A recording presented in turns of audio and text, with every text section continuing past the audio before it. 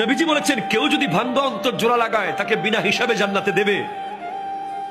তাহলে কেউ যদি জোড়া অন্তর ভেঙে দেয় সে তো বিনা হিসাবে জাহান্নামে যাবে।